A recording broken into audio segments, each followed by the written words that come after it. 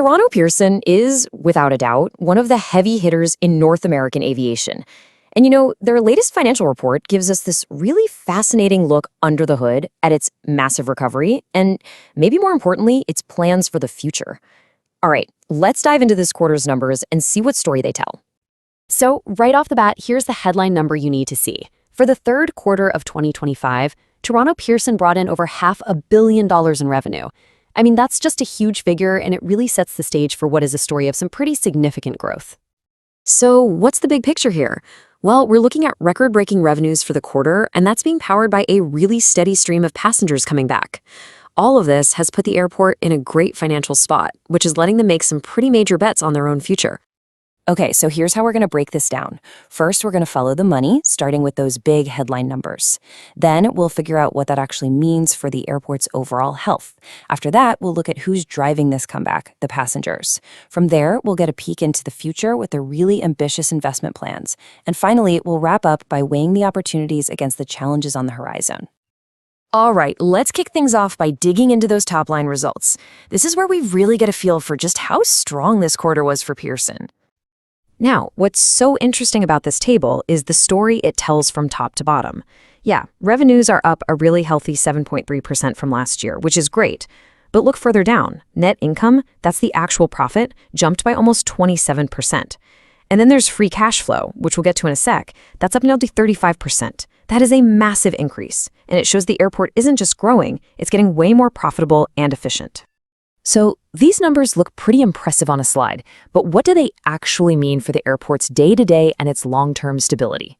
Let's decode a couple of these key indicators. You might hear this term EBITDA margin thrown around a lot. The simplest way to think about it is like this. Imagine it's a restaurant's profit on just the food it sells before you even factor in things like rent or taxes. It means for every single dollar Pearson made from its core operations, more than 50 cents was pure operating profit. That is an incredibly healthy number, and it's a huge sign that they're running a very, very tight ship, especially when costs are going up everywhere.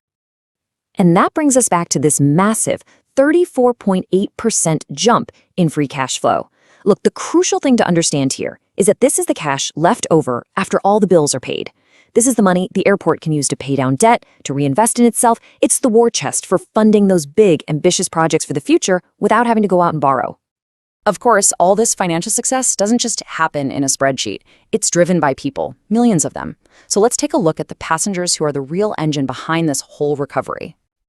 Think about this. In just 3 months, 12 million passengers walk through Pearson's terminals. Every single one of them contributes, right? Through things like airport improvement fees, parking, grabbing a coffee. So this number, 12 million, is the engine that's directly driving those record revenues we saw just a minute ago. But here's where it gets a little more nuanced. The growth wasn't exactly even across the board. While travel within Canada and internationally was booming, travel to and from the US actually saw a little dip. And this is important. It shows exactly where the airport's strengths are right now, and maybe where there are some headwinds to watch out for. And this quote from the CEO, Deborah Flint, really sums up the overall feeling. She's framing these results as solid proof that the recovery is the real deal, and that demand for travel, especially in those key international markets, is stable and strong. So with a strong bank account and passengers flooding back, Pearson is now shifting its focus. They're moving past just recovery and into pure ambition. They're not just maintaining the airport anymore, they are actively building the airport of tomorrow. And the centerpiece of this entire vision is a huge program they're calling Pearson Lift. Now, this isn't just a fresh coat of paint or some new signs. This is a multi-year strategic overhaul of the entire airport, designed to modernize literally everything. So what does Lift actually mean? Well, it breaks down into 4 key areas. We're talking about major terminal upgrades, installing some really next-generation baggage systems to hopefully make them more reliable, building new infrastructure with sustainability baked in from the start, and a complete digital transformation to make your journey through the airport a whole lot smoother. And again, the CEO's vision ties it all together. The goal here is to create a smarter airport.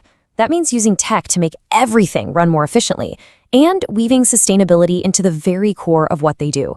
Things like using electrified ground equipment instead of diesel.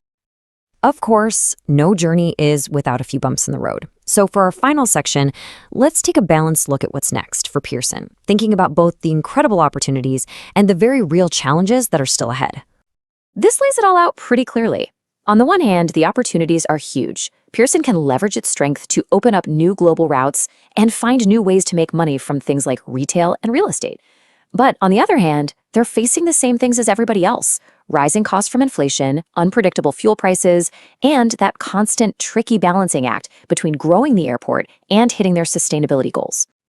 This last quote really zooms out to the big picture. It positions Pearson as way more than just an airport. It's a critical economic engine for the entire region and a key player in defining what Canada's role is going to be in the future of green aviation. It's a really powerful mission statement. And all of this leads us with one final thought. Pearson's plans are incredibly ambitious. They're all about growth, tech, and sustainability. But as the airport gets bigger and smarter, the ultimate question really is, can it get bigger without losing that human touch? Can it deliver a world-class, stress-free experience for the 12 million people and counting who walk through its doors every single quarter?